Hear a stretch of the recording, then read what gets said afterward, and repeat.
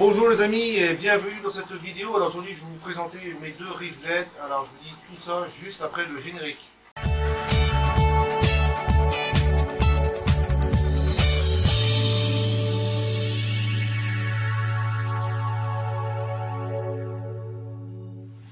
Avant de commencer la vidéo, alors je suis un peu désolé s'il y a beaucoup de bruit autour du micro. Alors il y a mes descentes d'eau qui sont juste à côté.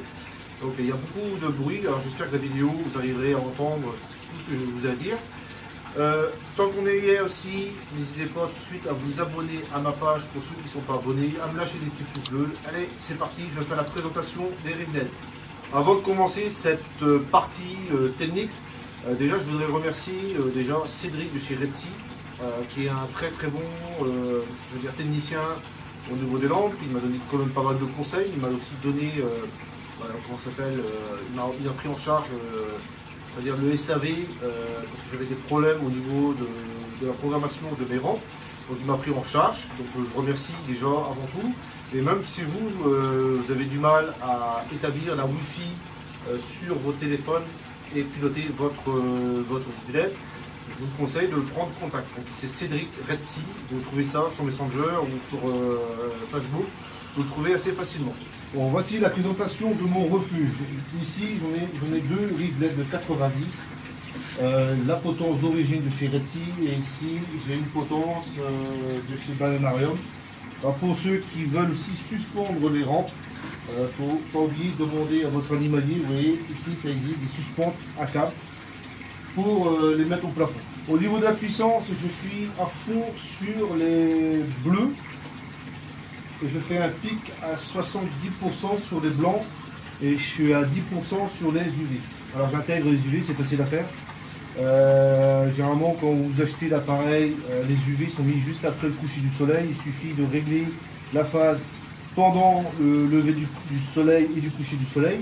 Vous demandez un message d'erreur qu'il faut 4 heures, vous juste vous hésitez et vous intégrez l'UV dans la courbe de votre lever et de votre coucher de soleil. Donc voilà comment ça marche. Et ici pareil aussi j'ai le même réglage. J'avais fait une vidéo pour vous démontrer comment ça poussait entre une Red Sea et une Hydra. Donc la Hydra je l'ai plus parce qu'il y a un ventilateur qui a été encrassé, qui est parti HS. Donc pour avoir des pièces détachées c'est un peu plus cher. Il faut aller les chercher chez USA. Donc je l'ai mis de côté. Ici aussi c'est pareil, il faut faire très attention aussi aux ventilateurs qui se trouvent ici. Il faut les démonter les capots, éteindre la lampe, démonter les capots, passer un coup de temps en temps de pinceau sur les ailettes pour vraiment les bien nettoyer. Et quand le ventilateur va commencer à pas assez refroidir la lampe, vous aurez déjà une erreur. Il doit y avoir une erreur sur votre système. Donc vous allez avoir une alerte sur votre smartphone, comme quoi il y a quelque chose qui ne colle pas sur votre lampe. Moi je ne l'ai pas eu, ma femme l'a eu déjà, elle a déjà nettoyé une fois les rampes. Alors on a l'impression que sur la vidéo on est vraiment dans un bleu nuit, on n'est pas effectivement comme ça par rapport à mes réglages que je fais. On est plutôt sur une lumière qui est à 14 000, 12 000, 14 000 pour ceux qui connaissent un peu les HQI. Et je trouve que cette gamme de lumière apporte énormément de choses au coraux. Je ne sais pas si on voit bien sur la vidéo là, comme ici, ça fait un peu le même effet que j'ai sur mon aquarium en haut. Ça veut dire que toute la fluorescence des coraux apparaît même en pleine journée. Donc on n'est pas obligé d'attendre le soir, quand on met tout sur bleu, de voir la fluorescence.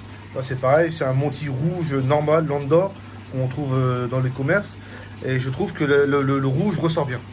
Pareil, on voit bien que sur des lampes de 90 watts, là-bas j'ai de l'alvéopore qui est quand même bien sorti. Alors, je suis désolé, il y a quelques boutures qui sont en vrac. Alors au niveau de la pousse, moi je ne peux pas dire que la pousse je dirais qu'elle est mauvaise, plutôt pour moi elle est bonne. Et ici on voit bien le blanc du Montipora qui est en train de s'encrouter sur la vitre. Son confrère là-bas, on voit bien qu'il y a des pousses blanches aussi.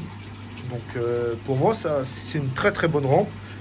Pareil ici les Montipora ici ils sont super jolis. LPS, alors j'ai du Colastrea, ça c'est des aboutures que j'avais faites il y a 2 ou 3 mois qui sont super bien développées. Là-bas j'ai des Alvéopora, ils sont super.